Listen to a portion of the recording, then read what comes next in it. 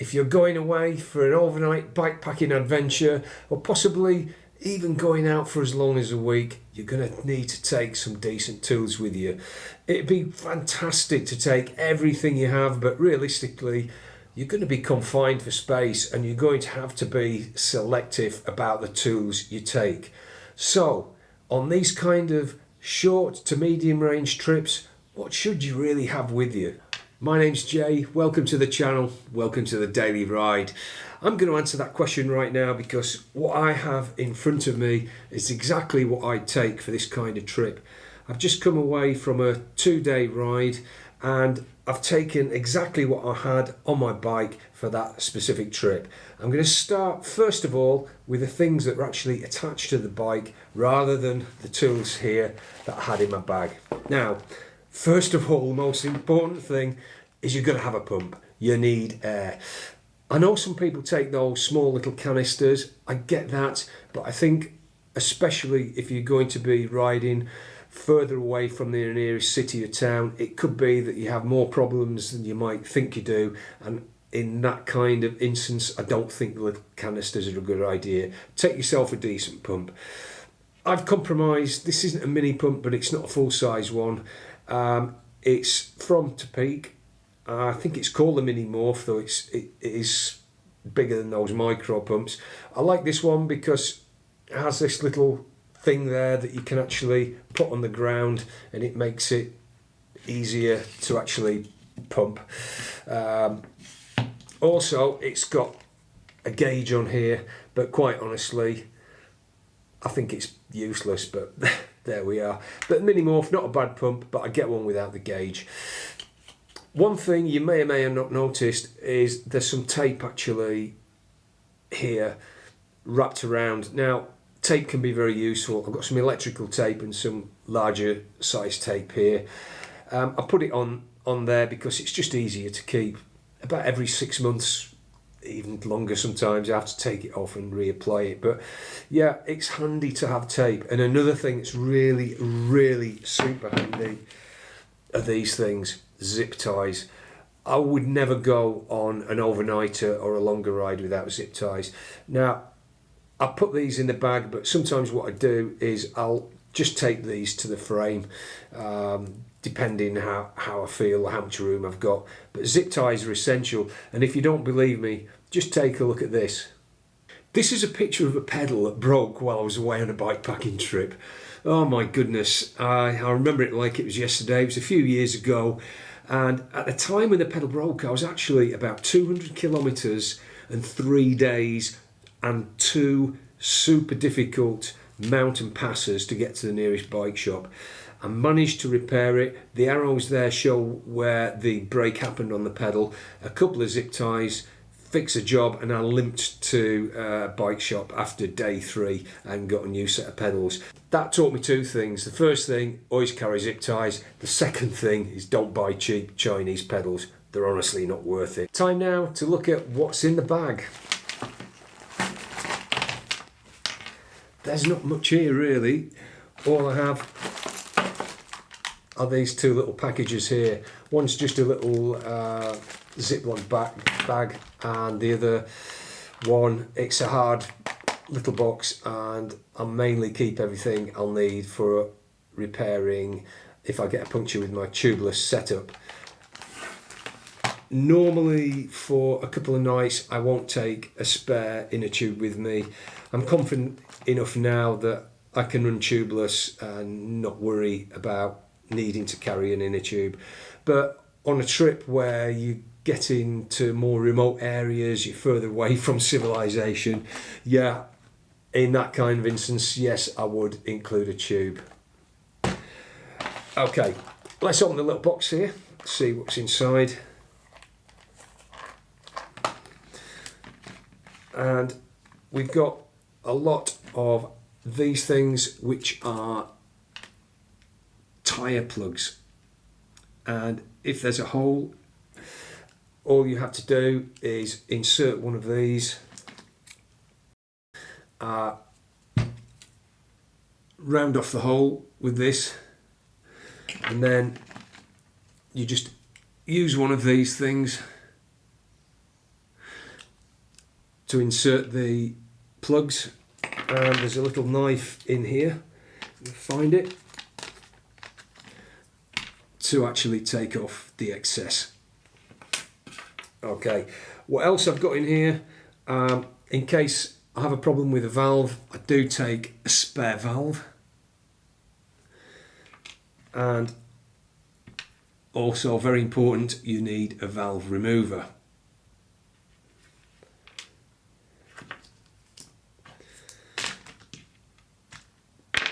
Sealant's super important. I've got a big bottle at home, but that's just too much to carry when I'm out on the road. So I use one of these small bottles. I'll carry one or usually two just to be on the safe side. But that's a lot easier, and it's generally going to be enough to actually get you back on the road and get you moving again. Now let's look inside my very unfancy Ziploc bag. Not everyone does this, but I think it can be quite important. I carry a couple of rubber gloves around.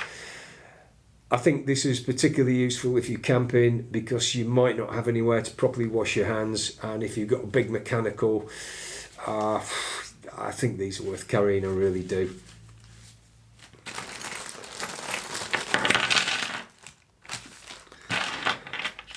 Other things, I do have tyre levers. Now, I know I said I don't usually carry an inner tube, but these can be useful even on the times when you're not carrying a spare inner tube, because it could well be that you have a problem on the inside of the tyre and there's such a big rip you might need something like a tyre boot, and I do carry a tyre boot with me, which is in this pack here. There's the tyre boot, and I do carry spare money with me as well, and at a push you can use money for a tyre boot as well. That's quite useful. In this little bag here I also have glue, because sometimes when you put in the tyre plugs they don't always keep the sealant in, and I find just a little bit of glue, even super glue, but I have puncture repair glue, can really work wonders. I do have one or two spare puncture repair patches here. I just keep those in case that I have brought a spare inner tube with me. I don't really need them on the shorter trips, but I'm too lazy to keep taking them in and taking them out, and they don't take up much space.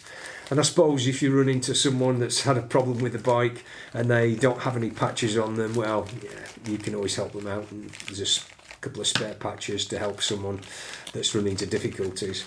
Okay, so that's the little bag within this bag.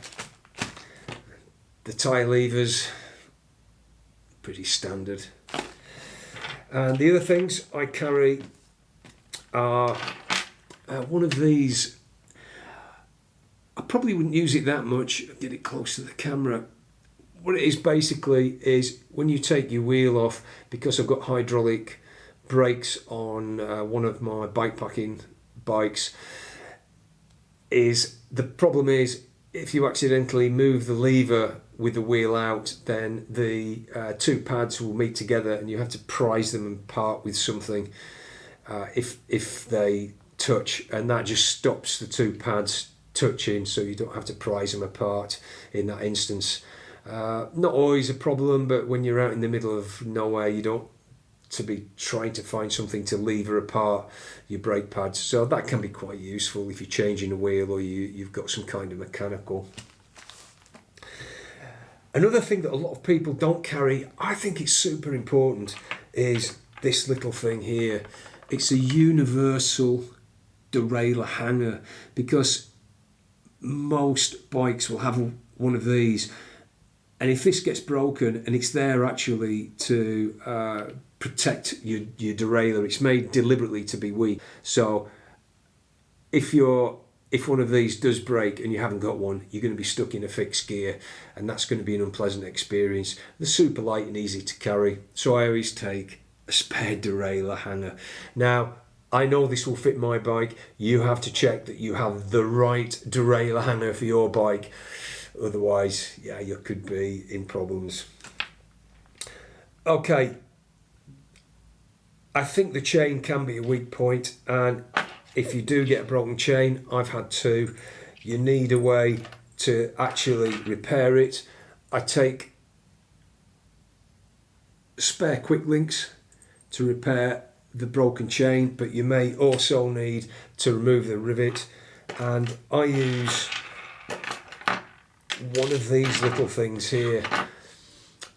I bought this on eBay, and you can actually break the chain with this.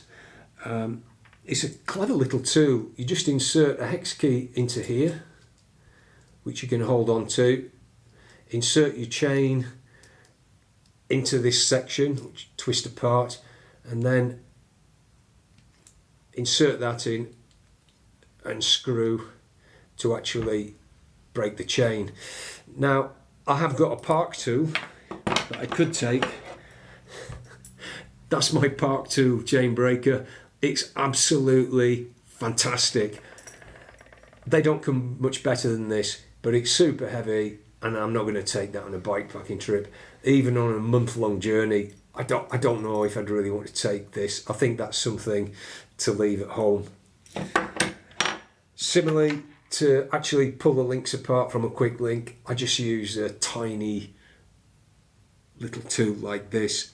It's quite hard actually, it's not easy to use. I do have something more substantial that I use at home, but again, it is quite heavy, so that stays at home as well. But yeah, this and this, they're super effective for going on those small journeys to actually limit the amount of space you need and limit the weight. Other things are here. This is actually a chain hanger, so you can just keep the chain reasonably together while you're working on repairing your chain. I quite like that. I carry a couple of spare bolts because you never know, especially if you're on a really bumpy surface and the terrain's not too kind. Things can really shake apart quite easily. You can lose a bolt on your bottle cage or a rack, so I always carry a couple of bolts. There's a spare rivet for the chain, forgot about. I probably don't really need one because I've got the quick links, but it's there nevertheless. Okay, last few things. A multi-tool. There's not a lot on this one, but it's enough for overnight or a few days. And I use this, it's got a few attachments, but the most important thing is this, which are the pliers. It can have loads of uses for pulling things out of your tyre that you just can't pick out. If you get something sharp into it, it's not such a problem if you have a tubeless setup, because the sealant should do its job and it'll seal it up, but it's still great to be able to get a thorn out or something like that. So yeah, I really like these, and they're dead small as well. They're super small. I mean, that is so compact, and they're not very heavy. So that's something that I always take away overnight. The last two things, a lot of people wouldn't even think of this, but I put a tiny amount of grease in a little jiffy bag here. There's not a lot, but it can get you out of problems. Now, the last time I used this on the road was when I had a problem with my pump. What happened was the plunger got really dry and it started to lose the the seal on the inside because it was so dry. So I took it apart, put a bit of grease on, and it got the pump being effective again. At the time I had got a puncture and I was pretty much in the middle of nowhere, so if I hadn't have had that little bit of grease with me, I'd have had a problem. And the last thing is a guitar plectrum. Now, a lot of you are going to be asking, why have I got a guitar plectrum? And I'm going to tell you, I don't know. I've no idea. I did put it in my toolkit for a reason. There was a specific reason. I think it was something about seating the tyre, or I'm not really sure. I just can't remember. So if someone can remind me why do I have a guitar plectrum in my toolkit, I'll be really grateful. I don't think it was put in there in case I come across a few bike packers or backpackers who happen to have a guitar. But yeah, let me know. So there we are, guys. This is the toolkit that I'll take away for an overnight or longer trip lasting maybe up to around a week. I know some of you will say it's too much, others will say it's not enough, but I'd be interested. Let me know what you think is an ideal setup for this kind of time. What would you include? What wouldn't you include? That's all for now. As ever, thanks for watching. Take care, and of course, don't forget to like and subscribe.